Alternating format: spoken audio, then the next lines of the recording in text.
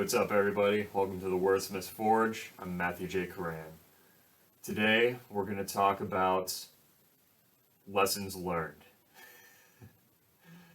from a first published indie author.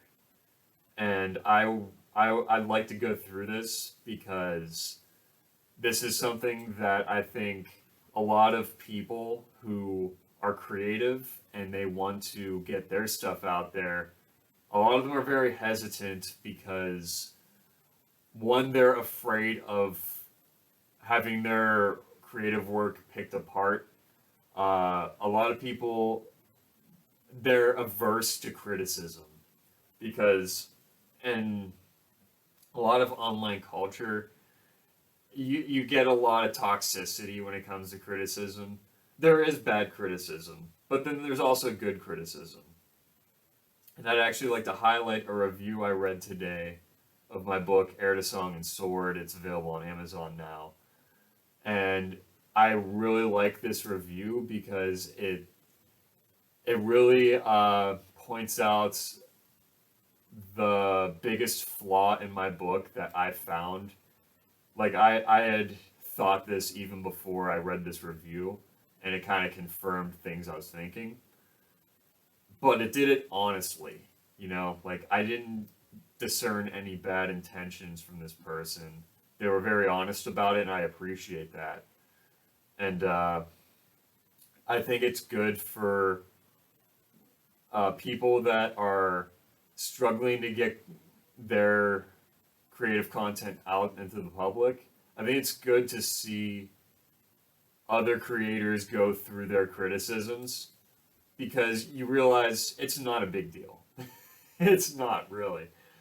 Um, you're not going to do things perfectly the first time. It never happens unless you're like really, really blessed, you know?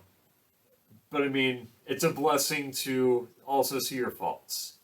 It's so don't get too worked up about it. It's fine and you will grow from it. It will be great. And so this review here, it's titled Captivating Story Needs an Editor. I enjoyed the lore and found the story compelling and unique. Unfortunately, the book is in sore need of an editor.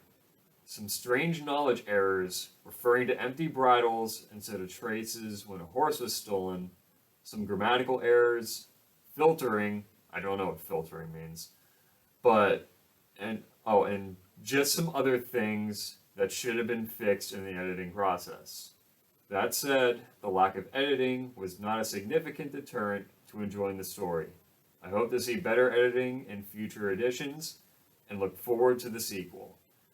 And I am absolutely working on a new edition of Book One.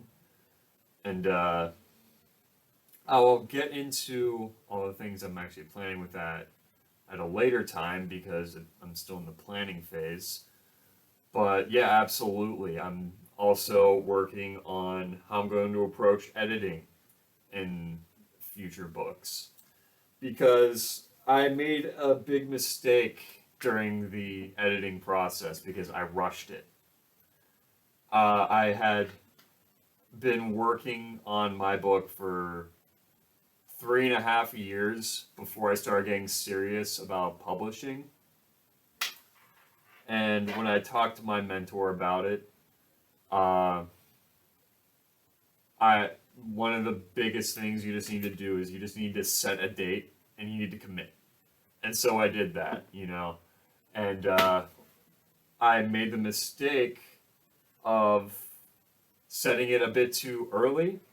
And so by the time I finished my manuscript, I did not have much time for the editing and the publishing. And I'd even pushed back my publish date by a few months, and it still wasn't a whole lot of time.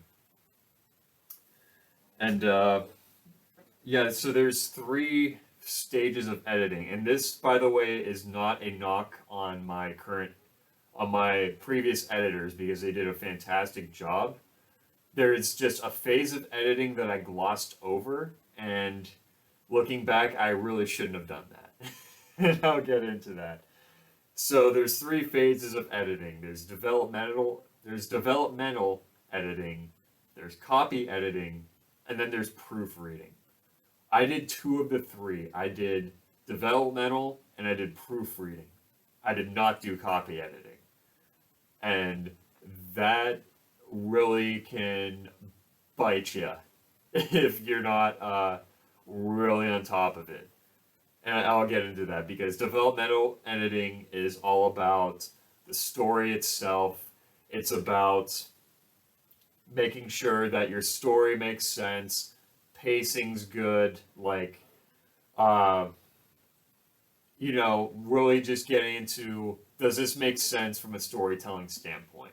Is everything consistent? Is everything does the story flow well? Like, are your characters believable? Things like that. Should these sequence events happen in this order? Things of that nature. And yeah, my editor for developmental editing, he did a fantastic job. He took what was my original pile of manuscripts, showed me where there were some glaring plot holes, and I pretty much rewrote the story to patch those up, and it became a much more beautiful story. Just from getting his suggestions on where I can take some of the characters and how I can create more tension by expounding upon things. It was it was insanely helpful information, and so I am very grateful to have had him as a developmental editor. Same thing with my proofreader. He did a great job because proofreading is all about just punctuation, indenting, making sure everything's spelled right, things to that nature. It's like your last comb over before it's packaged and good to go. Now, copy editing is everything in between. Copy editing is sentence structure. It's making sure your sentences flow well. It's making sure that your lines are consistent. Meaning, does your character pick up a bow in one scene and in the next, is he still holding the bow or did he put it down? Is he holding a sword in one scene? Is he still holding that sword later, or did he put it down? Just the minute details of the story that you wouldn't pick up at first glance, but there can be inconsistencies found. And I'll give you an example of one that I caught on my own, which was in the in the prologue. There's a scene where Jared had his archers knock, aim, and release. Right, he had his archers come up against the Grecians, and at one point, I had Jared lamenting that he didn't have any archers.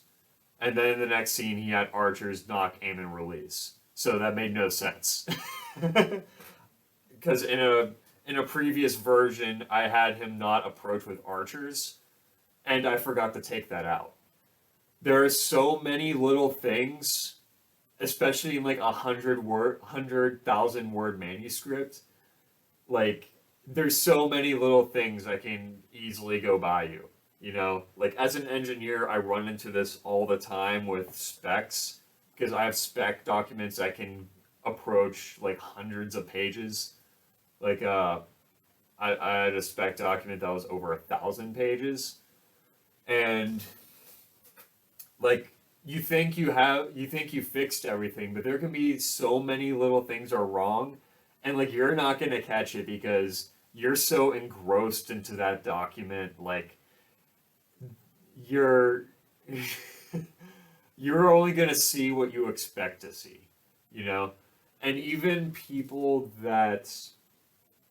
other sets of eyes, fresh sets of eyes, they're only gonna notice so much because you're only gonna look for certain things. So it's good to have someone who's trained to look for very specific details that other people would overlook, except for that one time that they don't, you know? Because there are times people will read the book and then they'll find that inconsistency because they just happen to notice it, right?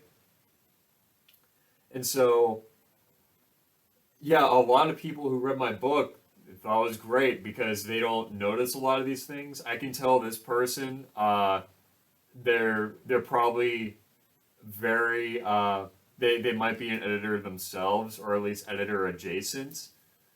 Um, but yeah, there are some people that are gonna notice this stuff, and while my general audience isn't people who are like um, literary buffs, you know, they're not like all like they're not all about sentence structure and like the very nitty gritty things. It's mostly for young Christian men who just love a good story. Like I want to be able to compete on that level, you know? It's like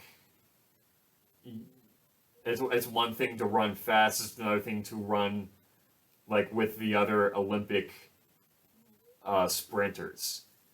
You know, I want to get to that level, and so yeah, going forward, I'm going to put more uh, effort into copy editing, and that's a great learning lesson because you know it's important to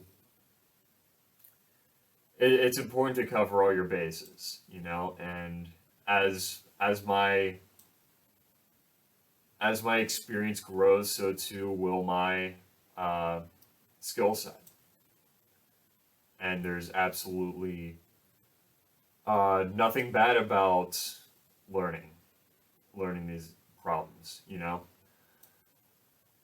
And yeah, I encourage all of you who are aspiring artists yourself, who are afraid of putting your art out there for fear of criticism, don't be. Because there are going to be people that just want to tear you down. They're jealous of the fact that you can create and they want to discourage you from creating. Those people suck and you can just not listen to them. You know, if they're commenting on their social media, just ban them. You know, I had someone, I don't even know if it was a real person, honestly. That's another thing. Some of these people can just be bots. So like don't care about it too much if they're just crapping on you. You know, just ban them. I had a guy who was like making fun of my post, like one of my posts because it was like too religious. I'm like, dude, I'm ri- I'm writing for like my literally my book is listed in Christian fantasy, so obviously it's religious, you know. But I didn't even respond. I just banned him because I'm like that, like there's certain criticism that you don't have time for. It doesn't add any value, and like you don't need it. Plus, he was using profanity, so I banned it. But stuff like this, it's very helpful, and yeah, I encourage criticism that actually gets to the heart of what can make the book better. Where is it weak?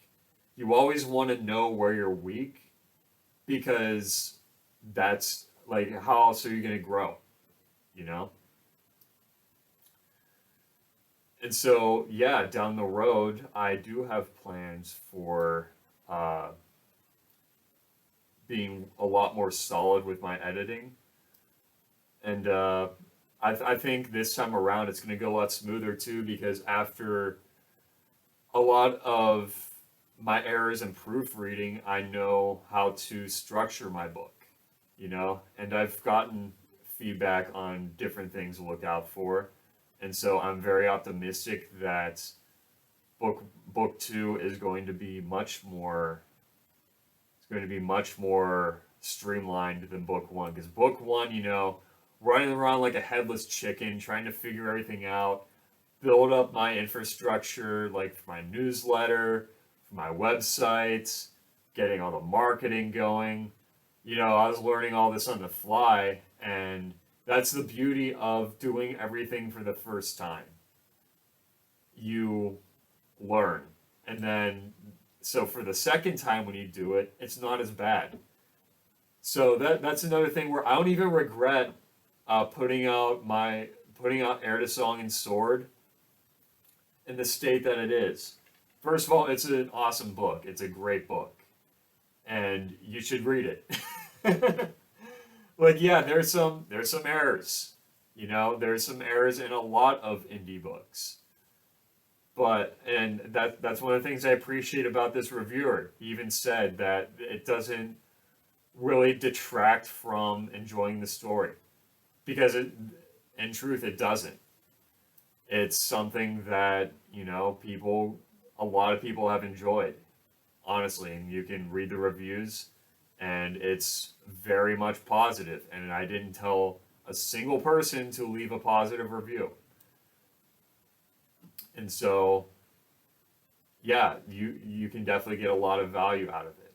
It's just little nitty gritty things that definitely I can streamline to be a lot better. And so it's going to read a lot more professional in the future. But yeah, for all of you that want to put stuff out there, get it out there, because it's not going to be perfect, might not always be pretty, but you will have you will learn your lessons, you know, and it's great to have that there, because then when you publish your next books, people can see the growth. You know, it's almost like a journey in and of itself. You know, a lot of people, I've heard authors say, you know, you're putting your reputation on the line when you put an imperfect book out there, but it's always going to be imperfect, you know. I've heard advice where it's like you shouldn't publish your first book, and maybe for some people you shouldn't. Get advice from an editor, like find an editor and get advice. You can find some great ones on Readsy, you know. Um, but in my case, I didn't publish my first book because I had my first set of manuscripts that I completely rewrote, and I think it was a very solid first entry. And at the same time, I knew it had room for improvement, and I'm grateful for people like this who can highlight that need for improvement. And yeah, we're just going to keep going onward, and it's going to be great. But yeah, that's enough of a rant for today. Take care, and God bless, and I will be posting a new video Tuesday. I'm sticking to my commitment of, did I say Tuesday? Yeah, Tuesday and Saturdays will be when I'll be posting videos, and I'm sticking to that. So yeah, take care, and God bless.